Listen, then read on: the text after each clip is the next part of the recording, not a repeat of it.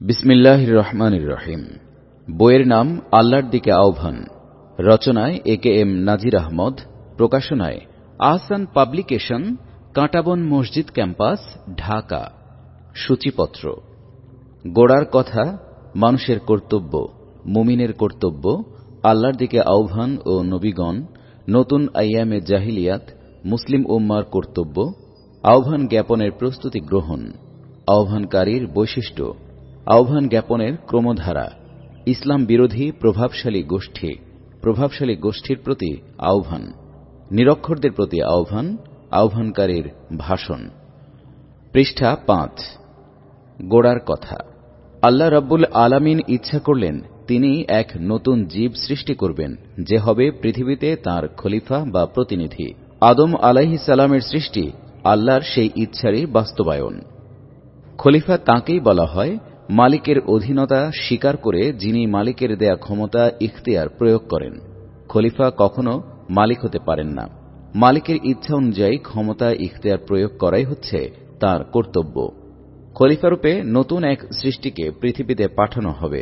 আল্লাহর এই সিদ্ধান্ত জানার পর ফেরেশতাদের মনে খটকা সৃষ্টি হয়। তারা বলে, আপনি কি এমন জীব সৃষ্টি করবেন যে তাতে বিপর্যয় ঘটাবে এবং রক্তপাত করবে? ফেরেশতাগণ এটা বুঝেছিল যে এই নতুন জীবকে ক্ষমতা ইখতিয়ার দেয়া হবে, তবে এটা তারা কিছুতেই বুঝে উঠতে পারছিল না যে সর্বশক্তিমান আল্লাহ যেখানে বিশ্বজাহানের শৃঙ্খলা বিধান করছেন, সেখানে তাঁর সৃষ্ট কোন জীব পৃথিবীতে প্রতিষ্ঠিত হলে সেখানকার শৃঙ্খলা বিঘ্নিত না হয়ে পারে কিভাবে? ফেরেশতাগণ আরো বলেন, আমরাই তো আপনার প্রশংসামূলক তাসবিহ পাঠ এবং আপনার পবিত্রতা বর্ণনার কাজ করছি। আল্লাহ ফেরেশতাদেরকে কোনো ইখতিয়ার দেননি। আল্লাহর কোনো নির্দেশের বিরুদ্ধাচরণ করার ইচ্ছা বা ক্ষমতা তাদের নেই। তাদেরকে বিশ্বজাহানের বিভিন্ন বিভাগের বিভিন্ন কাজে নিযুক্ত করা হয়েছে। তারা তাদের উপর অর্পিত কাজ সঠিকভাবে করে চলছে। তাদের কাজের কোনো ত্রুটিতে অসন্তুষ্ট হয়েই আল্লাহ নতুন সৃষ্টি করছেন কিনা, এটা ছিল তাদের মনের দ্বিতীয় খটকা। পৃষ্ঠা ৬। এই খটকা দূর করার উদ্দেশ্যে আল্লাহ বলেন, নিশ্চয়ই আমি যা জানি তোমরা তা জানো না। এ কথার মাধ্যমে আল্লাহ ফেরেশতাদেরকে এটা বুঝালেন যে আদম আলাইহিস সালামের সৃষ্টির প্রয়োজনীয়তা ও যৌক্তিকতা অবশ্যই আছে। যে উদ্দেশ্যে ফেরেশতাদের সৃষ্টি করা হয়েছে সেই উদ্দেশ্যে নয়, বরং ভিন্নতর উদ্দেশ্যে আদম আলাইহিস সালামকে সৃষ্টি করার সিদ্ধান্ত নেওয়া হয়েছে। কোন সৃষ্ট জীবকে ক্ষমতা ইখতিয়ার দিলে সে যেখানে নিযুক্ত হবে সেখানে শৃঙ্খলা বিনষ্ট না হয়ে পারে কি করে, এই খটকা দূর করার উদ্দেশ্যে আল্লাহ একটি মহড়ার আয়োজন করেন। বিশ্বজাহানের বিভিন্ন বস্তুর নাম বলার জন্য আল্লাহ ফেরেশতাদের প্রতি আহ্বান জানান। ফেরেশতাগণ অকপটে স্বীকার করে যে তাদেরকে যে জিনিসের যতটুকু জ্ঞান দেয়া হয়েছে তার বাইরে তাদের কিছুই জানা নেই। অতঃপর আল্লাহ আদম আলাইহিস সালামকে বললেন, তুমি এদেরকে সব বস্তুর নাম বলে দাও। আদম আলাইহিস সালাম সকল বস্তুর নাম বলে দিলেন। এই মহড়ার মাধ্যমে আল্লাহ রাব্বুল আলামিন একথা সুস্পষ্ট করে দিলেন যে তিনি যাকে ক্ষমতা ইখতিয়ার দিচ্ছেন তাকে সঙ্গে সঙ্গে ব্যাপক জ্ঞানও দেয়া হচ্ছে। তাকে ক্ষমতা ইখতিয়ার দেয়াতে যে বিপর্যয়ের আশঙ্কা রয়েছে তা প্রকৃত ব্যাপারের একটি দিক মাত্র, তাতে কল্যাণেরও একটি সম্ভাবনাময় দিক রয়েছে। এবার আল্লাহ ফেরেশতাদেরকে আদমের নিকট অবনত হতে নির্দেশ দেন। পৃষ্ঠা ৭। যখন আমি ফেরেশতাদের আদেশ করলাম আদমের নিকট অবনত হও, ইবলিস ছাড়া সকলে অবনত হল। সূরা আল বাকারা আয়াত ৩৪। বিশ্বজাহানের বিভিন্ন প্রাণী ও বস্তুর রক্ষণাবেক্ষণের দায়িত্ব পালন করছে ফেরেশতাগণ। খলিফা হিসেবে ক্ষমতা ইখতিয়ার প্রয়োগ করতে গেলে আদম আলাইহিস সালাম ও তাঁর সন্তানদেরকে প্রাণী ও বস্তু জগতের অনেক কিছু ব্যবহার করতে হবে। এক্ষেত্রে ফেরেশতাগণ তাদের স্বাভাবিক কর্তব্য পালনের তাগিদে আদম আলাইহিস সালাম ও তার সন্তানদেরকে বাধা দিলে জটিলতার সৃষ্টি হবে। তাই আল্লাহর নিজের পক্ষ থেকেই ফেরেশতাদেরকে এভাবে আদম আলাইহিস সালামের অনুগত করে দেয়া ছিল বিচক্ষণতারই দাবি। এবার আসে ইবলিসের অবনত হওয়ার কথা। ইবলিস জিন জাতির অন্তর্ভুক্ত। নিরবচ্ছিন্নভাবে আল্লাহর ইবাদত করে সে ফেরেশতাদের অনুরূপ মর্যাদা লাভ করে। তাই ফেরেশতাদের সঙ্গে মিলিত হয়ে আদম আলাইহিস সালামের নিকট অবনত হওয়ার নির্দেশ তার জন্য প্রযোজ্য ছিল। আল্লাহর নির্দেশ শোনার সঙ্গে সঙ্গে ফেরেশতাগণ আদম আলাইহিস সালামের নিকট অবনত হয়, কিন্তু ইবলিস মাথা উঁচিয়ে থাকে। জিন হয়েও ইবাদতের বদৌলতে ইবলিস ফেরেশতার অনুরূপ মর্যাদা লাভ করে, কিন্তু তার মনে গোপনে একটি ব্যাধি বাসা বাঁধে। সে ব্যাধির নাম অহংকার। এই অহংকারের কারণেই সে খলিফা হিসেবে আদম আলাইহিসসালামের নিযুক্তিতে সন্তুষ্ট হতে পারেনি। তাই সে আদম আলাইহিসসালামের অনুগত হতে রাজি হয়নি। পৃষ্ঠা ৮। আল্লাহ বললেন, আমি যখন নির্দেশ দিলাম তখন অবনত হওয়া থেকে কিসে তোমাকে বিরত রাখল? সে বলল, আমি তার চেয়ে উত্তম। আপনি আমাকে আগুন থেকে সৃষ্টি করেছেন আর তাকে সৃষ্টি করেছেন মাটি থেকে। সূরা আল আরাফ, আয়াত ১২। আল্লাহর নির্দেশ মানতে না পারার পেছনে ইবলিসের অহংকারী যে একমাত্র কারণ ছিল তা এখানে ব্যক্ত হয়েছে। ইবলিস এই যুক্তি দেখায় যে শ্রেষ্ঠতর উপাদানের তৈরি হওয়ার কারণে সে নিকৃষ্টতর উপাদানের তৈরি আদমের নিকট মাথা নত করতে পারে না। অহংকারের কারণেই ইবলিস এই বাঁকা যুক্তি বেছে নেয়। সরল মনে স্রষ্টার নির্দেশ পালনই যে তার জন্য শোভনীয়, এই সহজ কথা সে ভুলে যায়। স্রষ্টা তো মহাজ্ঞানী, প্রজ্ঞাময়। তার প্রজ্ঞার বহিঃপ্রকাশই বিশ্ব সৃষ্টি। তার বিশ্ব পরিকল্পনায় তিনি কোন সৃষ্টিকে কোন স্থান দেবেন, কোন সৃষ্টিকে কোন মর্যাদা দেবেন, এটা তার নিজের ব্যাপার। সৃষ্টির কর্তব্য শুধু স্রষ্টার নির্দেশ পালন। স্রষ্টার কাছ থেকে নির্দেশ এসেছে, এটা জানার পর সেই নির্দেশ পালনে সামান্যতম বিলম্ব না করাই সৃষ্টির পক্ষে শোভনীয়। প্রজ্ঞাময় আল্লাহর কোন নির্দেশের তাৎপর্য কারো নিকট বোধগম্য না হলেও তার অনুসরণের মধ্যেই যে কল্যাণ নিহিত রয়েছে তা বিশ্বাস করে সেই মোতাবেক পদক্ষেপ নেয়াই সৃষ্টির কর্তব্য। পৃষ্ঠা ৯। ইবলিস এই সোজা পথে এল না, সে আল্লাহর নির্দেশের ত্রুটি, নাউজুবিল্লাহ, আবিষ্কার করতে লেগে গেল। শ্রেষ্ঠতর উপাদানের সৃষ্টি এই যুক্তিতে ভর করে সে, যিনি তাকে সৃষ্টি করলেন, তারই নির্দেশ পালনে অস্বীকৃতি জানিয়ে বসল। ইবলিসের এই অবাঞ্ছিত আচরণে আল্লাহ রাগান্বিত হন। তিনি ইবলিসকে তার সান্নিধ্য থেকে সরে যাবার নির্দেশ দেন। আল্লাহ বললেন, এখান থেকে নিচে নেমে যাও। এখানে অবস্থান করে অহংকার দেখাবার কোনো অধিকার তোমার নেই। বের হয়ে যাও, তুমি হীনদের মধ্যেই শামিল। সূরা আল আরাফ, আয়াত ১৩।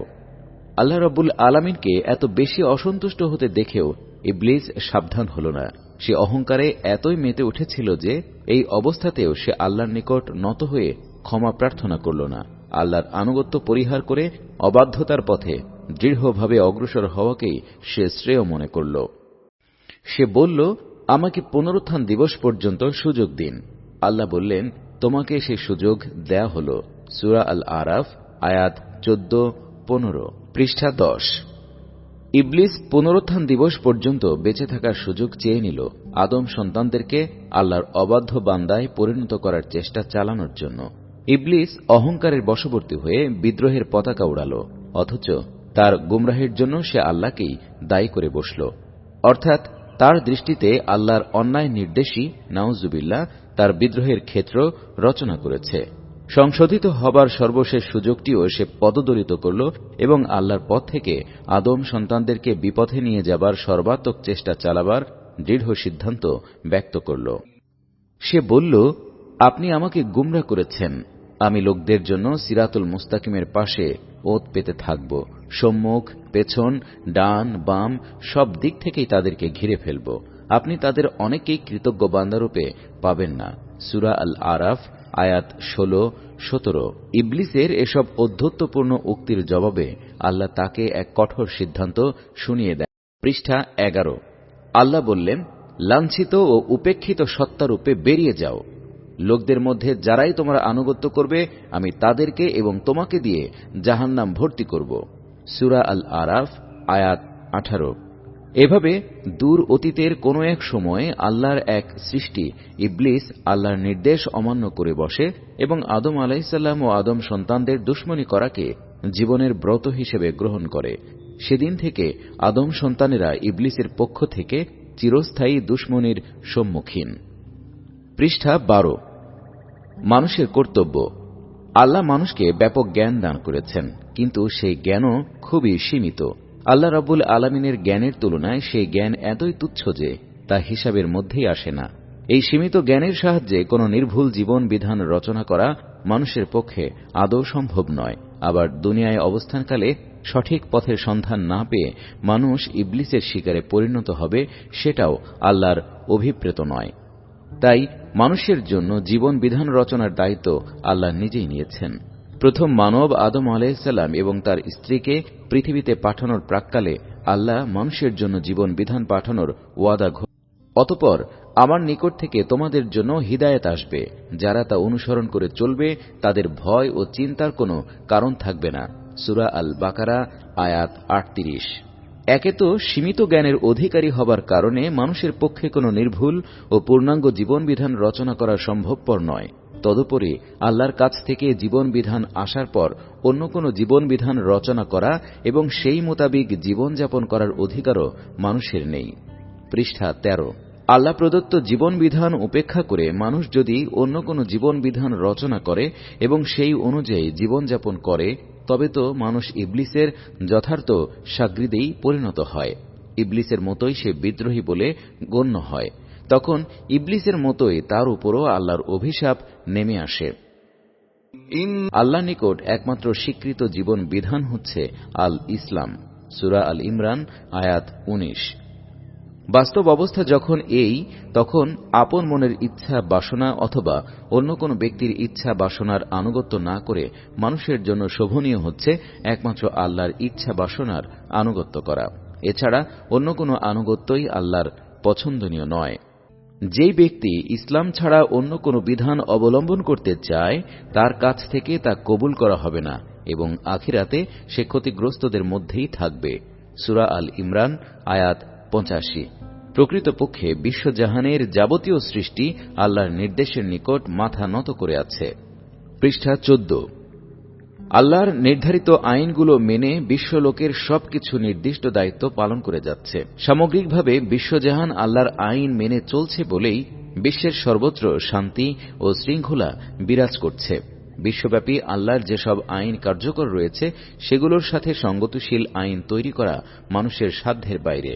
আবার নিজেদের জন্য জীবনবিধান রচনা করে তার সাথে সঙ্গতিশীল রূপে বিশ্বলোকের সব আইনকে নতুনভাবে সাজিয়ে নেওয়াও সাধ্যাতীত। এমত অবস্থায় বিনা দ্বিধায় আল্লাহর বিধান মেনে চলার মধ্যেই মানুষের কল্যাণ নিহিত। এসব লোক কি আল্লাহর দিন পরিত্যাগ করে অন্য কোনো দিন গ্রহণ করতে চায়, অথচ আসমান ও পৃথিবীর সবকিছুই ইচ্ছায় হোক অনিচ্ছায় হোক তার আনুগত্য মেনে নিয়েছে, আর মূলত তার দিকেই সকলকে ফিরে যেতে হবে। সূরা আল ইমরান আয়াত ৮৩। আল্লাহর বিধান মেনে না নেয়ার মানেই কুফর। যারা এই কুফর অবলম্বন করে তাদের পরিণাম ভয়াবহ। পৃথিবীর জীবনে কুফর অবলম্বন করেও আখিরাতের জীবন কোনো না কোনো প্রকারে নাজাত পাওয়া যাবে, এ ধারণা পোষণ নিতান্তই বোকামি। আল্লাহ বলেন, পৃষ্ঠা ১৫, যারা কুফর অবলম্বন করল এবং সেই অবস্থায় প্রাণ ত্যাগ করল, তাদের কেউ যদি শাস্তি থেকে বাঁচার জন্য পৃথিবী ভরা পরিমাণ স্বর্ণ বিনিময় হিসেবে হাজির করে, তবুও তা কবুল হবে না। এদের জন্য কষ্টদায়ক শাস্তি নির্ধারিত রয়েছে এবং তাদের কোনো সাহায্যকারী নেই। সূরা আল ইমরান আয়াত ৯১। ইবলিসের দুশমনি থেকে আত্মরক্ষা করা ও আখিরাতের আযাব থেকে নাজাত পাওয়ার উপায় হচ্ছে বিশুদ্ধ মন নিয়ে আল্লাহর নিকট আত্মসমর্পণ করা এবং আল্লাহর বিধান মোতাবেক জীবন গড়ে তোলা। আত্মরক্ষার এই নির্ভুল পথে রাব্বুল আলামিন বিশ্ব মানবতাকে আহ্বান জানাচ্ছেন এভাবে, হে মানব জাতি, এই রাসূল তোমাদের রবের নিকট থেকে সত্য বিধান সহ এসেছে, তোমরা ঈমান আনো, এতেই তোমাদের কল্যাণ। সূরা আন-নিসা আয়াত ১৭০। পৃষ্ঠা ১৬। মুমিনের কর্তব্য। আল্লাহ ও রাসূলের প্রতি ঈমান এনে কেবল ব্যক্তি চরিত্র গঠনের তৎপরতা চালিয়েই কোনো ব্যক্তি আল ইসলামের পূর্ণাঙ্গ দাবি পরিপূরণ করতে পারে না। ইসলাম শুধুমাত্র ব্যক্তি জীবন নিয়ন্ত্রণ করার কিছু নিয়ম কানুনের নাম নয়, এটি একটি সর্বব্যাপ্ত জীবনবিধান। জীবনের সকল বিভাগ সম্পর্কেই তার রয়েছে সুস্পষ্ট পথনির্দেশ। ব্যক্তি জীবনে ইসলামের কিছু নিয়মকানুন মেনে চলা যতখানি সহজ, সমাজ জীবনে ইসলামের অনুশাসন প্রবর্তন করা ততখানি কঠিন। পথের এই কঠিনতা দূর করেই আল্লাহর অনুগত বান্দাদেরকে সমাজের সকল ক্ষেত্রে ইসলামকে বিজয়ী আদর্শরূপে প্রতিষ্ঠিত করতে হয়। একেই বলা হয় ইকামতে দ্বীন। ইকামতে দ্বীন কোনো সহজসাধ্য কাজ নয়, এর জন্য প্রয়োজন পরিকল্পিত বিরামহীন সংগ্রাম। ইকামতে দ্বীনের জন্য পরিচালিত সর্বাত্মক সংগ্রামকেই আল কুরআন আল জিহাদ ফি সাবিলিল্লাহ বা আল্লাহর পথে জিহাদ নামে আখ্যায়িত করেছে। বাংলা ভাষায় একেই বলা হয় ইসলামী আন্দোলন। ইকামতে দ্বীনের উদ্দেশ্যে পরিচালিত সকল কর্মকাণ্ড বিশ্লেষণ করলে সর্বপ্রথম যেই বিষয়টির উপর স্বাভাবিকভাবেই দৃষ্টি নিবদ্ধ হয় তা হচ্ছে আদ-দাওয়াতু ইলাল্লাহ বা আল্লাহর দিকে আহ্বান। ইসলামিক জীবন বিধান প্রতিষ্ঠার জন্য নিজে আল্লাহর প্রতি ঈমান পোষণ করাই যথেষ্ট নয়, সেই ঈমানের আলো অন্যদের মাঝে বিকশিত করাও একান্ত প্রয়োজন। প্রতি যুগেই ইসলামী আন্দোলনের নেতা ও কর্মীগণ নিষ্ঠার সাথে এই কর্তব্য পালনের চেষ্টা করেছেন। পৃষ্ঠা 17। আল্লাহর দিকে আহ্বান ও নবীগণ। মানুষকে যাবতীয় অনইসলামী ধ্যান ধারণা ও জীবন বিধান বিসর্জন দিয়ে আল্লাহর দিকে ফিরে আসার উদাত্ত আহ্বান জানিয়েছেন নবী রাসূলগণ। আমরা এখানে কয়েকজন নবীর দাওয়াতি তৎপরতা সম্পর্কে আলোচনা করব। নূহ আলাইহিস সালাম। প্রাচীন ইরাকের কুর্দিস্তান অঞ্চলে প্রেরিত হন নূহ আলাইহিস সালাম। দিন রাত পরিশ্রম করে তিনি সেই অঞ্চলের অধিবাসীদেরকে আল্লাহর দিকে এগিয়ে আসার আহ্বান জানাতে থাকেন। তার এই তৎপরতার বর্ণনা দিতে গিয়ে আল্লাহ বলেন, আমি নূহকে তার কওমের নিকট পাঠালাম। সে বলল, আমি তোমাদের জন্য সাবধানকারী, আল্লাহ ছাড়া কারো ইবাদত করো না, অন্যথায় আমি আশঙ্কা করছি তোমাদের উপর কষ্টদায়ক আযাব এসে পড়বে। সূরা হুদ আয়াত 25-26। ইব্রাহিম আলাইহিস সালাম। পরবর্তীকালে এই ইরাকেরই উর নগর রাষ্ট্রে নমরুদের পৃষ্ঠপোষকতায় ইবলিসি জীবনযাপন প্রতিষ্ঠিত হয়। পৃষ্ঠা 18। নমরুদ এবং তার রাষ্ট্রের অধিবাসীদেরকে আল্লাহর দিকে আহ্বান জানানোর জন্য প্রেরিত হন ইব্রাহিম আলাইহিস সালাম। তার আব্বাই ছিলেন সেখানকার ইবলিসি জীবন ব্যবস্থার প্রধান উপদেষ্টা। সেই জন্য তার আব্বার নিকট তিনি সর্বপ্রথম দাওয়াতে হক পেশ করেন। হে আব্বাজান, আমার নিকট এমন এলম এসেছে যা আপনার নিকট আসেনি। আপনি আমার অনুসরণ করুন, আমি আপনাকে সঠিক পথে পরিচালিত করব। সূরা মারিয়াম আয়াত 43। উরবাসীদেরকে সম্বোধন করে ইব্রাহিম আলাইহিস সালাম বলেন, হে আমার কওম, তোমরা যাদেরকে শরীক বানাচ্ছ সেই সব থেকে আমি নিঃসম্পর্ক। আমি তো একমুখী হয়ে নিজের লক্ষ্য সেই মহান সত্তার দিকে কেন্দ্রীভূত করেছি, যিনি জমিন ও আসমানসমূহকে সৃষ্টি করেছেন। আমি মুশরিকদের অন্তর্ভুক্ত নই। সূরা আল আনআম আয়াত 78-79। তার কওমকে সম্বোধন করে ইব্রাহিম আলাইহিস সালাম আরো বলেন, তোমরা আল্লাহর ইবাদত করো এবং তাঁকে ভয় করে চলো, এটা তোমাদের জন্য উত্তম যদি তোমরা তা বুঝো। সূরা আল আনকাবুত আয়াত 16। পৃষ্ঠা 19। হুদ আলাইহিস সালাম। প্রাচীন আরবের এক প্রতাপশালী জাতি ছিল আদ জাতি। কুফরি জীবনধারায় এই জাতি ছিল অভ্যস্ত। এই জাতিকে আল্লাহর দিকে আহ্বান জানানোর জন্য প্রেরিত হন হুদ আলাইহিস সালাম। তার দাওয়াতি তৎপরতার বর্ণনা দিতে গিয়ে আল্লাহ বলেন, আদ জাতির নিকট তাদের ভাই হুদকে পাঠালাম। সে বলল, হে আমার কওম, তোমরা আল্লাহর ইবাদত করো, তিনি ছাড়া তোমাদের আর কোনো ইলাহ নেই। সূরা হুদ আয়াত 50। সালিহ আলাইহিস সালাম। প্রাচীন আরবের এক অঞ্চলে ছিল সামুদ জাতির বাস। এই জাতির লোকেরা ছিল প্রতাপশালী। বিভিন্ন শিল্প কর্মে, বিশেষ করে ভাস্কর্য শিল্পে সারা দুনিয়ায় তাদের জুড়ি ছিল না। পাথরের পাহাড় শ্রেণী খোদাই করে প্রাসাদ বানিয়ে তারা তাতে বসবাস করত। তারা ইবলিসের শাগরিদ ছিল। এই পাপী কওমকে আল্লাহর দিকে আহ্বান জানানোর জন্য প্রেরিত হন সালেহ আলাইহিস সালাম। তার দাওয়াতি তৎপরতার বিবরণ রয়েছে আল কোরআনে। সামুদ জাতির নিকট তাদের ভাই সালেহকে পাঠালাম। সে বলল, হে আমার কওম, তোমরা আল্লাহর ইবাদত করো, তিনি ছাড়া তোমাদের আর কোনো ইলাহ নেই। সূরা হুদ আয়াত 61। পৃষ্ঠা 20। শুআইব আলাইহিস সালাম। আরবের আরেক প্রাচীন জনগোষ্ঠীর নাম ছিল মাদিয়ান জাতি। তাবুক এবং এর নিকটবর্তী বিস্তৃত এলাকা জুড়ে ছিল এদের বাস। তারাও আল্লাহকে ভুলে নানা পাপাচারে ডুবে গিয়েছিল। তাদেরকে আল্লাহর দিকে আহ্বান জানাবার জন্য প্রেরিত হন শুআইব আলাইহিস সালাম। তার দাওয়াতি কাজ সম্পর্কে আল্লাহ বলেন, মাদিয়ান জাতির নিকট তাদের ভাই শুআইবকে পাঠালাম। সে বলল, হে আমার কওম, আল্লাহর ইবাদত করো, তিনি ছাড়া তোমাদের আর কোনো ইলাহ নেই। সূরা হুদ আয়াত 84। ইউসুফ আলাইহিস সালাম। কানান বা ফিলিস্তিনের এক নেক সন্তান ছিলেন বালক ইউসুফ। ঈর্ষাপরায়ণ ভাইদের চক্রান্তের শিকার হয়ে তিনি বিজন মরুভূমির এক কুয়াতে নিক্ষিপ্ত হন। একটি ব্যবসায়িক কাফিলা পানির সন্ধানে সেই কুয়ার নিকটে এসে বালক ইউসুফকে উদ্ধার করে। কাফিলার লোকেরা মিশরে পৌঁছে সেখানকার এক প্রভাবশালী ব্যক্তির নিকট তাকে বিক্রি করে দেয়। পৃষ্ঠা 21। নির্বিঘ্নে কাটছিল ইউসুফের দাস জীবন, কিন্তু তার ক্রমবিকশিত দেহ সৌষ্ঠব ও সৌন্দর্য তার মনিবের স্ত্রীকে প্রেমাসক্ত করে তোলে। স্ত্রী লোকটি তাকে তার সঙ্গে যৌন অপরাধে লিপ্ত হতে আহ্বান জানায়। ইউসুফ আলাইহিস সালাম ছিলেন নবীর পুত্র। তিনি নিজেও ছিলেন আল্লাহর একজন একান্ত অনুগত বান্দা। আবার তিনি ভাবী নবীও ছিলেন। তিনি তার মনিবের স্ত্রীর এই আহ্বানে সাড়া দিলেন না। এতে স্ত্রীলোকটি ভীষণ ক্ষেপে যায় এবং তার বিরুদ্ধে চক্রান্তে মেতে ওঠে। সে ইউসুফের বিরুদ্ধে মিথ্যা মামলা ঠুকে দেয়। কৃতদাসের জবানবন্দির দাম কেউ দিল না। ইউসুফ কারাগারে নিক্ষিপ্ত হন। ইতিমধ্যে ইউসুফ আলাইহিস সালাম নবুয়ত লাভ করেন। কারাগারে কয়েদিরাই তখন তার সঙ্গী।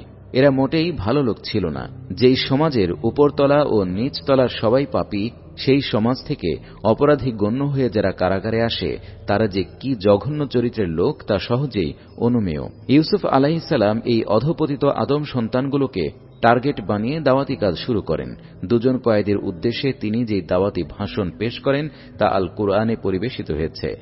ভাষণের একাংশে তিনি বলেন, পৃষ্ঠা 22, সার্বভৌমত্ব আল্লাহ ছাড়া আর কারো নয়। তার নির্দেশ, তাকে বাদে তোমরা আর কারো ইবাদত করবে না। এটাই মজবুত জীবন ব্যবস্থা, অথচ অধিকাংশ লোকই তা জানে না। সূরা ইউসুফ আয়াত 40। ইউসুফ আলাইহিস সালাম পরবর্তী সময়ে মিশরের শাসক হন। তার শাসনকালে বনী ইসরায়েল কানান বা ফিলিস্তিন থেকে মিশরে এসে বসবাস শুরু করে। মুসা আলাইহিস সালাম। দেখতে না দেখতে কেটে গেল কয়েক শতাব্দী। ইতিমধ্যে বনী ইসরায়েল পাপাচারী জাতিতে পরিণত হয়। মিশরের জালিম ফেরাউনের সাথেও তাদের সম্পর্ক তিক্ত হয়ে ওঠে। এই সময়ে মুসা আলাইহিস সালাম মিশরে প্রেরিত হন। তার সামনে একদিকে ছিল বনী ইসরায়েল, অন্যদিকে ছিল ফিরাউন ও তার সম্প্রদায়। উভয় সম্প্রদায়কে আল্লাহর দিকে আহ্বান জানানোর দায়িত্ব অর্পিত হল তার উপর। আমি নিদর্শনাদি সহ মুসাকে পাঠালাম। তাকে নির্দেশ দিলাম, তোমার কওমকে অন্ধকার থেকে আলোর দিকে নিয়ে আসো। সূরা ইব্রাহিম আয়াত 55। ফিরাউনের নিকট যাও, নিশ্চয়ই সে অবাধ্যতায় সীমা ছাড়িয়ে গেছে। সূরা তহা আয়াত 24, পৃষ্ঠা 23। মুসা আলাইহিস সালাম ফিরাউনকে সম্বোধন করে বললেন, মুসা বলল, আল্লাহর বান্দাদেরকে আমার হাতে সঁপে দাও। আমি তোমাদের জন্য বিশ্বস্ত রাসূল। আল্লাহর উপর নিজের প্রাধান্য জাহির করতে যেও না। আমি তোমাদের সামনে সুস্পষ্ট সনদ পেশ করছি। সূরা আদ-দুখান আয়াত 18-19। ঈসা আলাইহিস সালাম। ফিলিস্তিনে আবির্ভূত হন ঈসা আলাইহিস সালাম। তিনি তার কওমকে আল্লাহর দিকে আহ্বান জানাতে গিয়ে বলেন, নিশ্চয়ই আল্লাহ আমার রব এবং তোমাদেরও রব। অতএব তাঁরই ইবাদত করো এবং এটাই সরল সঠিক পথ। সূরা মারিয়াম আয়াত 36। মুহাম্মদুর রাসূলুল্লাহ সাল্লাল্লাহু আলাইহি ওয়াসাল্লাম।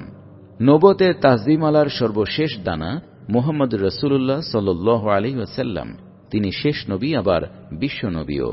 আজকের পৃথিবীর সব মানুষের জন্যই তাকে রাসূল করে পাঠানো হয়েছে।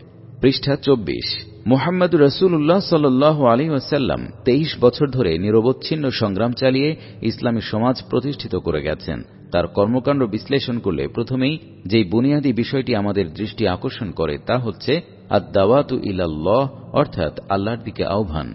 এই দায়িত্ব পালনের নির্দেশ দিয়ে আল্লাহ তাঁর প্রতি অনেকগুলো আয়াত নাজিল করেন। প্রথম ওহী প্রাপ্তির প্রতিক্রিয়া সামলাতে গিয়ে মুহাম্মদুর রাসূলুল্লাহ সাল্লাল্লাহু আলাইহি ওয়াসাল্লাম চাদর মুড়ে দিয়ে রয়েছিলেন। সেই সময়টিতে গুরুগম্ভীর নির্দেশ এল, হে আবৃত ব্যক্তি, উঠো, লোকদেরকে সাবধান করো, তোমার রবের বড়ত্ব শ্রেষ্ঠত্ব প্রকাশ করো। সূরা আল-মুদ্দাসির আয়াত 1-3।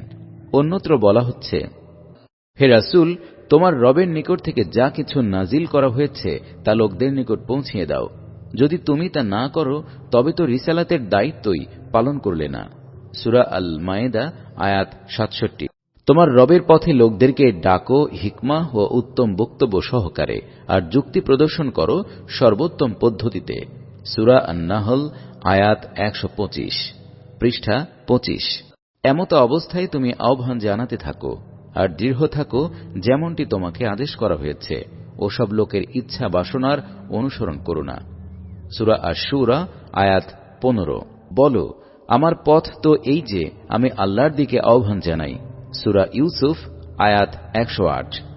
আল্লাহর রাসূলের গোটা জীবন আমাদের সামনে। আদ-দাওয়াতু ইলাল্লাহর দায়িত্ব তিনি কিভাবে পালন করেছেন ইতিহাস তার বিবরণ পেশ করছে। মক্কার এমন কোন ঘর ছিল না যেখানে তিনি দাওয়াত নিয়ে যাননি। শুধু মক্কা শহরই নয়, এর নিকটবর্তী জনপদগুলোতেও তিনি ছুটে গেছেন সেখানকার লোকগুলোকে আল্লাহর দিকে আহ্বান জানাতে। এই চিন্তাতেই তিনি সদা মশগুল থাকতেন, প্রতিটি সুযোগেরই তিনি সদ্ব্যবহার করতেন। এ কাজে তিনি এত বেশি একাগ্রচিত্ত ছিলেন যে লোকেরা তাঁর এই অবস্থাকে স্বাভাবিক অবস্থা বলে ভাবতেই পারত না। তাই তাদের কেউ কেউ তাকে বলত মাজনুন বা পাগল।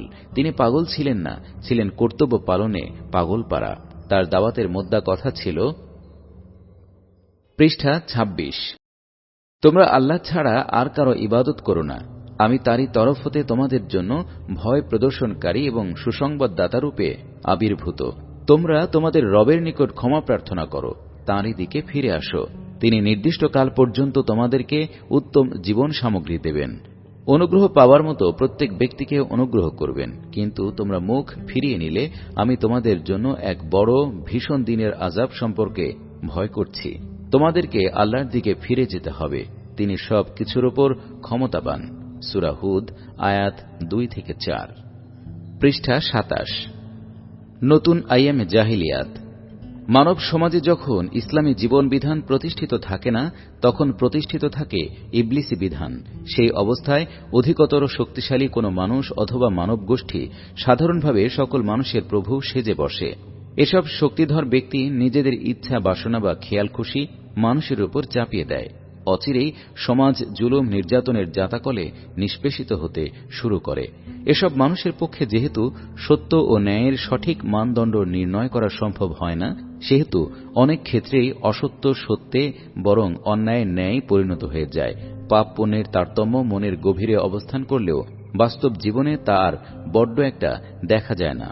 ফলে জেনা, নারী ধর্ষণ, মদপান, নরহত্যা ও সম্পদ হরণের মতো বড় পাপ কাজগুলো সাধারণ ব্যাপারে পরিণত হয়। সমাজে বেহায়াপনা ও উলঙ্গপনা বেড়ে যায়।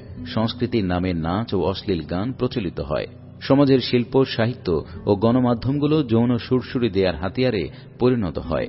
দেশের শিক্ষা হয়ে পড়ে উদ্দেশ্যহীন। মানুষেরা হয়ে ওঠে চরমভাবে আত্মপূজারী। শোষণের আকাঙ্ক্ষা মানুষকে পেয়ে বসে। এমতাবস্থায় অপরাপর জন্তু, জানোয়ার আর মানুষের মধ্যে পার্থক্য বড্ড একটা থাকে না। এই অবস্থারই নাম আইয়ামে জাহিলিয়াত। মানব সমাজে যখনই আইয়ামে জাহিলিয়াত জেঁকে বসেছে, তখনই আল্লাহ নবী রাসূল পাঠিয়েছেন। পৃষ্ঠা ২৮, ঈসাই ষষ্ঠ শতাব্দীর পুঞ্জীভূত জাহিলিয়াত দূর করার জন্য আল্লাহ রাব্বুল আলামিন সপ্তম শতাব্দীর শুরুতে মুহাম্মদুর রাসূলুল্লাহ সাল্লাল্লাহু আলাইহি ওয়াসাল্লামকে নবুয়ত দেন। সুদীর্ঘ ২৩ বছর সংগ্রাম করে তিনি গোটা আরবের বুক থেকে জাহিলিয়াত অপসারিত করে ইসলামের শ্রেষ্ঠত্ব ও সৌন্দর্যের বিকাশ ঘটান। মদিনা ইসলামী রাষ্ট্রের সুন্দরতম পরিবেশ দুনিয়ার সুবিস্তৃত অঞ্চলের মানুষের মানবিক চেতনা নতুনভাবে জাগিয়ে তোলে। অল্প সময়ের মধ্যে ৩টি মহাদেশের বিশাল এলাকার অধিবাসীগণ ইসলামী জীবন বিধান গ্রহণ করে। এই অবস্থা দেখে সেদিন ইবলিসের চেহারা নিশ্চয়ই কালো হয়ে গিয়েছিল। ইবলিস তার চক্রান্ত চালাতে থাকে। মানুষের মনে মনে নানাবিধ সন্দেহ, সংশয়, দ্বিধা, দ্বন্দ্ব এবং খটকা সৃষ্টি করে সে ধীরে ধীরে মানুষকে ইসলাম থেকে অনেক দূরে সরিয়ে নেয়। মানুষের মনে সে এমন সব ধ্যান ধারণা সৃষ্টি করে যার ফলে মানুষ নাস্তিকতাবাদ, সংশয়বাদ, সর্বেশ্বরবাদ, বহু ঈশ্বরবাদ, ধর্ম নিরপেক্ষতাবাদ, ব্যক্তি স্বাতন্ত্র্যবাদ, সমাজবাদ প্রভৃতির গোলক ধাঁধায় পড়ে যায়। আল্লাহ প্রদত্ত জীবন বিধানের প্রতি কেউ কেউ দেখায় উদাসীনতা, কেউ বা ঘোষণা করে বিদ্রোহ। সমাজ জীবন থেকে ইসলাম দূরে সরে গেল। এরই ফলশ্রুতিতে সমাজ আজকের চেহারা লাভ করেছে। পৃষ্ঠা ২৯, সামগ্রিকভাবে পৃথিবীর সর্বত্র আজ মানুষের ওপর মানুষের প্রভুত্ব চলছে। বিভিন্ন ইজমের স্টিম রোলার মানুষকে নিষ্পেষিত করছে। শান্তি ও স্বস্তির আজ দারুণ অভাব। মানুষের কোনো মূল্য নেই। খুন খারাপি চলছে ব্যাপকভাবে। মদের ব্যবসা জমজমাট। মাতালের অভাব নেই। অবৈধ যৌনাচার সাধারণ ব্যাপার হয়ে দাঁড়িয়েছে। জারজ সন্তানের ভারে পৃথিবীর অঙ্গন কেঁপে উঠছে। যৌনতাই আজকের সাহিত্য ও সংস্কৃতির প্রধান বিষয়। আজকের সঙ্গীতগুলোতে যৌনতারই প্রাধান্য। শিক্ষা অঙ্গনে চলছে নৈতিকতা বিবর্জিত শিক্ষার দৌরাত্ম্য। আজকের চিন্তাবিদদের অনেকেই মানুষকে বাঁদরের সন্তান প্রমাণ করতেই ব্যস্ত। জোর যার মুল্লুক তার নীতি চলছে সবখানে। আধিপত্য বিস্তারের লক্ষ্যে মিনিটের মধ্যে কয়েক লক্ষ লোক ধ্বংস করার জন্য অ্যাটম বোমা ও হাইড্রোজেন বোমা সাজিয়ে রাখা হয়েছে সারি সারি। নিউট্রন বোমা তৈরির কাজ চলছে। চারদিকে আজ অশান্তি, অস্বস্তি, অসাম্য, অনিয়ম, অনৈতিকতা, ভাঙন আর ধ্বংসযজ্ঞ। পৃথিবীতে আবার নেমে এসেছে ঘোর জাহিলিয়াত। পৃষ্ঠা 30। মুসলিম উম্মার কর্তব্য। মুহাম্মদ সাল্লাল্লাহু আলাইহি ওয়াসাল্লাম সর্বশেষ নবী। এটা সুনিশ্চিত যে আল্লাহ আর কোনো নবী পাঠাবেন না। তবে তাই বলে আল্লাহ বিশ্ব মানবতাকে অসহায় অবস্থায় ছেড়ে দেননি। তিনি তার সর্বশেষ কিতাব আল কুরআনকে হিফাজত করার দায়িত্ব নিয়েছেন। তদুপরি শেষ নবীর শিক্ষাকেও অবিকৃতভাবে মওজুদ রেখেছেন। নবীর অবর্তমানে আল কুরআন এবং নবীর শিক্ষাকে অবলম্বন করে এই নতুন জাহিলিয়ার বিরুদ্ধে সংগ্রাম চালাতে হবে নবীর অনুসারীদেরকে। জাহিলিয়ার সয়লাবে ডুবে যাওয়ার পরিণতি সম্পর্কে লোকদেরকে সাবধান করা এবং তাদেরকে আল্লাহর দিকে আহ্বান জানানো এমন প্রত্যেক ব্যক্তিরই অবশ্য কর্তব্য যে আল কুরআনের সাথে পরিচিত হয়েছে। সংগ্রাম ছাড়া ইবলিসের দুশমনের হাত থেকে বেঁচে থাকা সম্ভব নয়। ইবলিসি চিন্তা, ইবলিসি মন মানসিকতা এবং ইবলিসি কার্যকলাপ থেকে নিজকে ও সমাজের অপরাপর মানুষকে পবিত্র করার সংগ্রাম চালানোই মুক্তির পথ। আল্লাহ চান প্রত্যেক মুমিন এই ভূমিকা সঠিকভাবে পালন করুক। পৃষ্ঠা 31। যেই মুমিন আল্লাহর দিকে লোকদেরকে আহ্বান জানানোর কাজে আত্মনিয়োগ করে আল্লাহ তাকে ভালোবাসেন। যেই কথাগুলো দ্বারা একজন মুমিন সমাজের মানুষকে আল্লাহর দিকে ডাকে সেই কথাগুলোকে আল্লাহ আল কুরআনের সর্বোত্তম কথা বলে উল্লেখ করেছেন। অর্থাৎ সেই ব্যক্তির কথা থেকে কার কথা উত্তম, যে আল্লাহর দিকে ডাকল, নেক আমল করল এবং ঘোষণা করল নিশ্চয়ই আমি মুসলিমদের অন্তর্ভুক্ত। সূরা হামিম আস-সাজদা আয়াত 33। পৃষ্ঠা 32। আহ্বান জ্ঞাপনের প্রস্তুতি গ্রহণ। একদিন আব্দুল্লাহ ইবনুল আব্বাস রাদিয়াল্লাহু তাআলা আনহু এর নিকট এক ব্যক্তি এসে বলল, আমি ন্যায়ের আদেশ এবং অন্যায়ের নিষেধের কাজ করতে চাই। আব্দুল্লাহ ইবনুল আব্বাস রাদিয়াল্লাহু তাআলা আনহু বললেন, তুমি কি এই কাজের উপযুক্ততা অর্জন করেছ? সে বলল, আমি তো তাই আশা করি। আব্দুল্লাহ ইবনুল আব্বাস রাদিয়াল্লাহু তাআলা আনহু বললেন, আল্লাহর কিতাবের 3টি আয়াতের অসম্মান করার আশঙ্কা না থাকলে তুমি এ কাজে নামতে পারো। সে বলল, ওগুলো কোন কোন আয়াত? আব্দুল্লাহ ইবনুল আব্বাস বললেন, তোমরা কি লোকদেরকে ভালো কাজের কথা বলো অথচ নিজেরা তা ভুলে যাও? এর উপর কি ভালোভাবে আমল করেছ? সে বলল, না। আব্দুল্লাহ ইবনুল আব্বাস রাদিয়াল্লাহু তাআলা আনহু বললেন, লিমা তাকুলুনা মা লা তাফআলুন, তোমরা এমন কথা কেন বলো যা নিজেরা করো না? এর উপর কি ভালোভাবে আমল করেছ? সে বলল, না। আব্দুল্লাহ ইবনুল আব্বাস রাদিয়াল্লাহু তাআলা আনহু বললেন, আমার ইচ্ছা এটা নয় যে আমি তোমাদেরকে যা নিষেধ করি তা নিজে করব। তুমি কি এর উপর ভালোভাবে আমল করেছ? সে বলল, না। আব্দুল্লাহ ইবনুল আব্বাস রাদিয়াল্লাহু তাআলা আনহু বলেন, তাহলে তোমার নিজের উপরেই প্রথমে দাওয়াতের কাজ শুরু করো। পৃষ্ঠা 33। বস্তুত মুখে ভালো কথা আর চরিত্রে খারাপ বৈশিষ্ট্য নিয়ে দাওয়াতি কাজ করা পণ্ডশ্রম মাত্র। দাওয়াতি কাজে কৃতকার্য হতে হলে ইসলামের রঙে নিজের চরিত্র ও আচরণ রাঙিয়ে নিতে হবে। ব্যক্তির মুখ ও চরিত্র যখন একই কথা বলে তখন তার প্রভাব হয় অনেক বেশি। পৃষ্ঠা 34। আহ্বানকারীর বৈশিষ্ট্য। আহ্বানকারী এক কঠিন দায়িত্ব পালন করতে সংকল্পবদ্ধ, কিন্তু এই কঠিন দায়িত্ব পালনের ক্ষেত্রে সফল হওয়া সোজা ব্যাপার নয়। মনে রাখা দরকার যে মানুষ আহ্বানকারীর মুখের কথা শুনে যতখানি ইসলামী জীবন বিধানের প্রতি আস্থাবান হয়ে ওঠে তার চেয়ে বেশি আস্থাবান হয় আহ্বানকারীর জীবনের সুন্দর বৈশিষ্ট্যগুলো দেখে।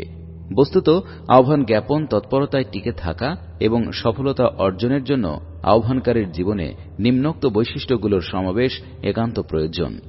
1. আহ্বানকারীকে অবশ্যই ইসলামী জীবন দর্শন ও জীবন বিধান সম্পর্কে যথার্থ জ্ঞানের অধিকারী হতে হবে। 2. আহ্বানকারীকে অবশ্যই আল্লাহর প্রতি প্রগাঢ় প্রত্যয়ের অধিকারী হতে হবে এবং ইসলামী জীবন দর্শন ও ইসলামের জীবন বিধানের নির্ভুলতা ও শ্রেষ্ঠত্ব সম্পর্কে নিঃসংশয় হতে হবে। 3. আহ্বানকারীকে ইসলামী জীবন দর্শনের মূর্ত প্রতীক হতে হবে। 4. আহ্বানকারীকে আল্লাহর জমিনে আল্লাহর সার্বভৌমত্ব প্রতিষ্ঠার সংগ্রামকে জীবন মিশন রূপে গ্রহণ করতে হবে। 5. আল্লাহর সন্তোষ অর্জনকেই সমগ্র তৎপরতার কেন্দ্রবিন্দু বানাতে হবে। পৃষ্ঠা 35। 6. আহ্বানকারীকে কঠোর পরিশ্রমী ও কষ্ট সহিষ্ণু হতে হবে। 7. আহ্বানকারীকে উদার চিত্ত ও মানব হিতৈষী হতে হবে। 8. আল্লাহর সার্বভৌমত্ব প্রতিষ্ঠার সংগ্রামে প্রয়োজনে নিজের জীবন বিলিয়ে দেওয়ার মানসিক প্রস্তুতিও আহ্বানকারীর থাকতে হবে। 9, আহ্বানকারী পূর্ণাঙ্গ ইসলামের দিকেই মানুষকে আহ্বান জানাবেন, কারো ভয় বা বিদ্রুপের কারণে এর কিছু অংশকে আপাতত গোপন বা মুলতবি রাখবেন না। 10, আহ্বানকারীকে সর্বাবস্থায় উত্তেজনা পরিহার করে চলতে হবে। মনে রাখতে হবে, কারো আক্রমণাত্মক উক্তিতে বা কোনো অস্বস্তিকর পরিস্থিতিতে উত্তেজিত হয়ে পড়া পরাজয়েরই নামান্তর। 11, আহ্বানকারীকে ত্বরা প্রবণতা পরিহার করতে হবে। মনে রাখা দরকার, সমাজ পরিবর্তনের আগে মানুষের চরিত্রে পরিবর্তন আনতে হবে এবং মানুষের চরিত্রে পরিবর্তন আনার আগে তাদের চিন্তাধারায় পরিবর্তন আনতে হবে। এই পরিবর্তন আনয়ন সময় সাপেক্ষ ব্যাপার। 12, আহ্বানকারীকে সর্বাবস্থায় আল্লাহর উপর নির্ভরশীল থাকতে হবে। কোনো অবস্থাতেই আল্লাহ ছাড়া অন্য কারো সাহায্যের উপর বিন্দু পরিমাণও ভরসা রাখা যাবে না। পৃষ্ঠা 36, আহ্বান জ্ঞাপনের ক্রমধারা। আল্লাহ রাব্বুল আলামিন মুমিনদেরকে হিকমাহ বা বিজ্ঞানসম্মত কর্মপদ্ধতি অবলম্বন করে তার দিকে লোকদেরকে আহ্বান জানাবার নির্দেশ দিয়েছেন। আল্লাহর নির্দেশ অবহেলা করে যেন তেন ভাবে দাওয়াত পরিবেশন করতে থাকলে সুফল পাওয়ার সম্ভাবনা আদৌ নেই। আহ্বান জ্ঞাপনের সর্বোত্তম পন্থা হচ্ছে ব্যক্তিগত সাক্ষাৎ ও ধারাবাহিক আলাপ আলোচনা। এই কাজ করতে হবে সুপরিকল্পিতভাবে। প্রথমত, নির্দিষ্ট মেয়াদের জন্য কয়েকজন লোককে টার্গেট করতে হবে। লোক বাছাইকালে এমন সব লোককে বিবেচনায় রাখা দরকার যারা জাতকর্মী, সমাজের বিভিন্ন কর্মকাণ্ডে যাদের ভূমিকা আছে। দ্বিতীয়ত, এই টার্গেট লোকগুলোর সাথে আন্তরিক সম্পর্ক গড়ে তুলতে হবে। তাদের দুঃখ বেদনা ও প্রয়োজনের সময় তাদের পাশে দাঁড়াতে হবে। তৃতীয়ত, অন্তরঙ্গ পরিবেশে তাদের সাথে সমাজ সমস্যা নিয়ে আলাপ করতে হবে। মনে রাখা দরকার, প্রত্যেক মানুষই জীবন ও জগৎ সম্পর্কে কোনো না কোনো ধ্যান ধারণা পোষণ করে। এই ধ্যান ধারণা বিরোধী কোনো বক্তব্য সে সহজে মেনে নিতে পারে না। আল্লাহর দিকে আহ্বানকারী ও সব ব্যক্তির ধ্যান ধারণা অবশ্যই শুধরাতে চাইবেন, কিন্তু কাঠুরিয়ার কুঠারের কঠোর আঘাত হেনে কোনো ব্যক্তির বহুদিনের পোষিত ধ্যান ধারণার মূলোচ্ছেদ করা যায় না। ধ্যান ধারণার ভ্রান্তিগুলো চিহ্নিত করে যুক্তিপূর্ণ আলাপ আলোচনার মাধ্যমেই সেগুলো ব্যক্তির চিন্তা জগৎ থেকে বিদূরিত করতে হবে। পৃষ্ঠা 37, চতুর্থত, তাদের চিন্তা জগতে ইসলামী ধ্যান ধারণার বীজ বপন করতে হবে। ইসলামী জীবন দর্শন ও ইসলামী জীবন বিধানের সাথে তাদেরকে পরিচিত করে তুলতে হবে। ইসলামের শ্রেষ্ঠত্ব ও সৌন্দর্য উপলব্ধি করতে পারলে তার স্বীকৃতি দেবে না মানব প্রকৃতি সাধারণত এমনটি নয়। পঞ্চমত, তাদেরকে ইসলামী আন্দোলনের প্রয়োজনীয়তা সম্পর্কে সচেতন করে তুলতে হবে। আল জিহাদ ফি সাবিলিল্লাহ সম্পর্কে তাদেরকে সুস্পষ্ট ধারণা দিতে হবে, আর তাদেরকে পরিচিত করে তুলতে হবে ইসলামী আন্দোলনের বিশেষ মেজাজের সঙ্গে। ষষ্ঠত, তাদেরকে সংগঠনের অপরিহার্যতা বোঝাতে হবে। সংগঠন ছাড়া যে কোনো আন্দোলন সুষ্ঠুভাবে পরিচালিত হতে পারে না এবং আন্দোলনের ধারাবাহিকতা ও স্থায়িত্ব যে সংগঠনের উপরেই নির্ভরশীল তা তাদেরকে ভালোভাবে বুঝিয়ে দিতে হবে। সংঘবদ্ধ জীবনযাপনের তাগিদ দিয়ে আল্লাহ ও তার রাসূল সাল্লাল্লাহু আলাইহি ওয়াসাল্লাম যেসব কথা বলেছেন সেগুলোর সাথে তাদেরকে পরিচিত করে তুলতে হবে। তদুপরি সংগঠনের লক্ষ্য, কর্মসূচি, কর্মপদ্ধতি, সাংগঠনিক কাঠামো, নেতা নির্বাচন পদ্ধতি, নেতার মর্যাদা ও ভূমিকা, নেতা কর্মীর সম্পর্ক, কর্মীদের পারস্পরিক সম্পর্ক, আনুগত্য, পরামর্শদান পদ্ধতি এবং ইহতিসাব গঠনমূলক সমালোচনা পদ্ধতি সম্পর্কে তাদেরকে পুরোপুরিভাবে ওয়াকিবহাল করে তুলতে হবে। পৃষ্ঠা 38, ইসলাম বিরোধী প্রভাবশালী গোষ্ঠী। এটা অত্যন্ত দুঃখজনক যে যুগে যুগে বিভিন্ন দেশের প্রভাবশালী গোষ্ঠীর বৃহদাংশ ইসলামী আন্দোলনের সাথে একাত্ম হতে পারেনি, বরং তারা ইসলামী আন্দোলনকে নস্যাৎ করার জন্য চক্রান্ত জালি বিস্তার করেছে। বানোয়াট কথাবার্তা ছড়িয়ে তারা ইসলামী আন্দোলন ও আন্দোলনের নেতৃত্ব সম্পর্কে জনগণের মনে বিভ্রান্তি সৃষ্টির চেষ্টা করেছে। তাদের ধনবল ও জনবল ইসলামের প্রচার ও প্রসারের কাজে লাগেনি, বরং এর বিরোধিতার কাজেই ব্যয়িত হয়েছে। এদের সম্পর্কেই নূহ আলাইহিস সালাম আল্লাহ রাব্বুল আলামিনকে সম্বোধন করে বলেন, হে আমাদের রব, ওরা আমার কথা প্রত্যাখ্যান করেছে এবং সেই সব ব্যক্তিদের অনুসরণ করেছে যারা ধন সম্পদ ও সন্তান লাভ করে অধিকতর ব্যর্থকাম হয়েছে। এরা বড় রকমের চক্রান্তের জাল বিস্তার করেছে। সূরা নূহ আয়াত 21-22। প্রভাবশালী গোষ্ঠী তাদের মন মগজে নানা রকমের আজগুবি ধ্যান ধারণা পোষণ করে এবং সেগুলো জনগণের মাঝে প্রচারও করে। এতে জনগণ প্রভাবিত হয়।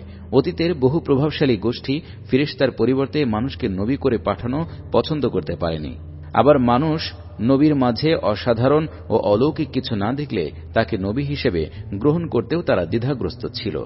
তাদের মনে হয়তো এসব ধারণাই প্রকট ছিল যে নবী হবেন এমন ব্যক্তি যিনি ফুঁ দিলে পানিতে আগুন ধরবে, তিনি পানির উপর দিয়ে হাঁটবেন, তিনি ইশারা করলে গাছপালা তার নিকট ছুটে আসবে, তিনি সিংহ বা বাঘের উপর সওয়ার হয়ে শহরে গ্রামে গঞ্জে ঘুরবেন, তিনি চোখ রাঙালে সব দুশমন জ্বলে পড়ে ছাই হয়ে যাবে, তিনি হাসলে সোনাদানা ছড়িয়ে পড়বে চারদিকে, তার শান শওকাত দেখে রাজা বাদশারাও লজ্জা পাবে, সমাজের টপ ক্লাস লোকগুলোই তার চারধারে জড়ো হবে এবং সাধারণ মানুষেরা তাদের দারিদ্র্য ও অসহায়ত্ব নিয়ে বহু দূরে অবস্থান করে ফ্যাল করে তার দিকে তাকিয়ে থাকবে ইত্যাদি। পৃষ্ঠা ৩৯।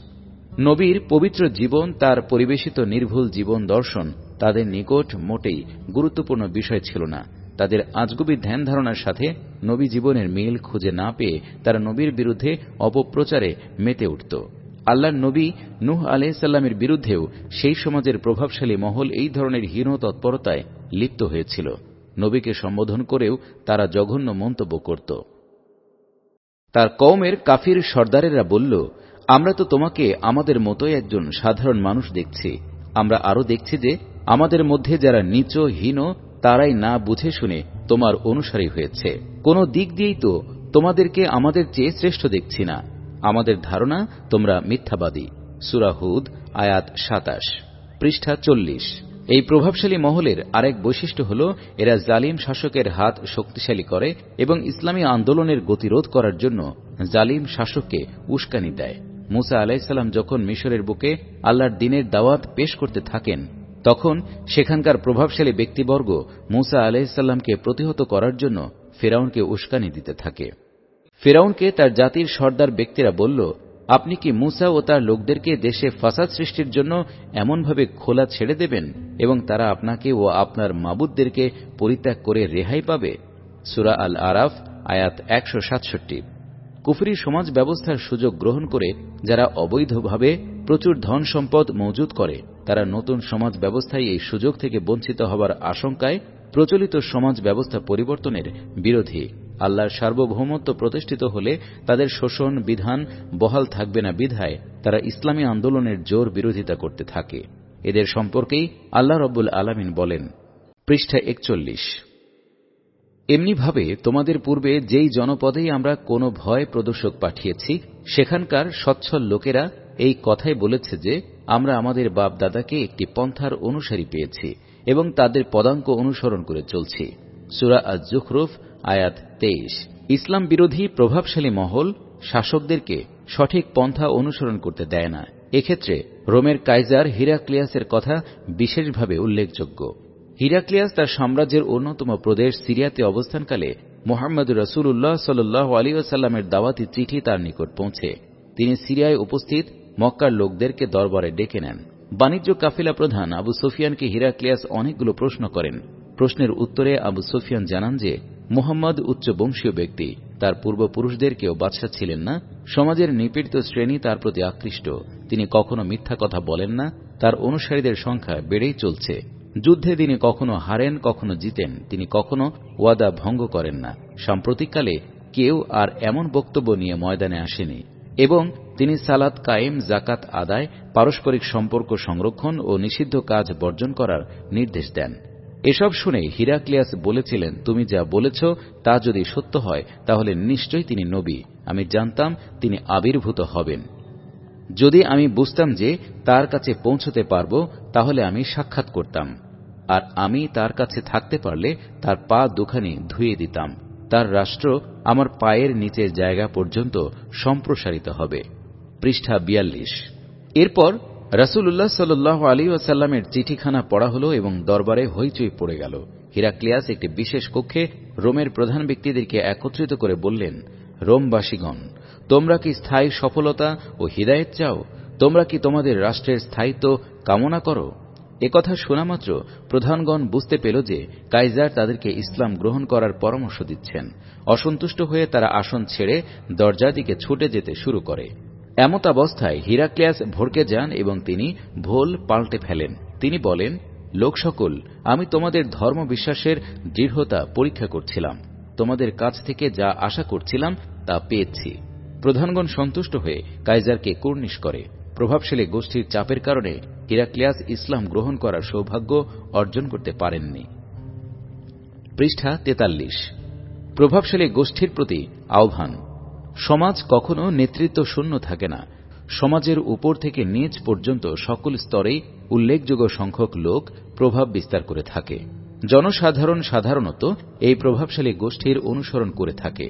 এদের ধ্যান ধারণা এবং জীবনযাত্রা জনসাধারণের নিকট আকর্ষণীয় বিষয় বলে গণ্য হয়। এই প্রভাবশালী গোষ্ঠী সমাজকে বুদ্ধিবৃত্তিক নেতৃত্ব দিয়ে থাকে। তদুপরি বস্তুগত উপায় উপাদানের সিংহভাগই এরা নানা কায়দায় নিজের দখলে রাখে।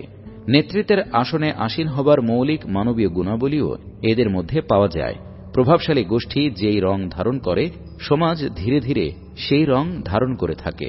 এসব কারণে আল্লাহর পথে আহ্বানকারীকে অন্যান্যদেরকে দাওয়াত দেওয়ার সঙ্গে সঙ্গে প্রভাবশালী গোষ্ঠীর দিকে বিশেষ নজর দিতে হয়। নূহ আলাইহিসসালাম, হুদ আলাইহিসসালাম, সালিহ আলাইহিসসালাম ও শুআয়ব আলাইহিসসালামকে আমরা প্রভাবশালী ব্যক্তিদেরকে বিশেষভাবে আল্লাহর দিকে আহ্বান জানাতে দেখি। ইব্রাহিম আলাইহিসসালাম প্রথমেই তার আব্বা এবং পরিবার সদস্যদের নিকট দাওয়াত পেশ করেন। এই পরিবার উর নগর রাষ্ট্রে মর্যাদার আসনে আসীন ছিল।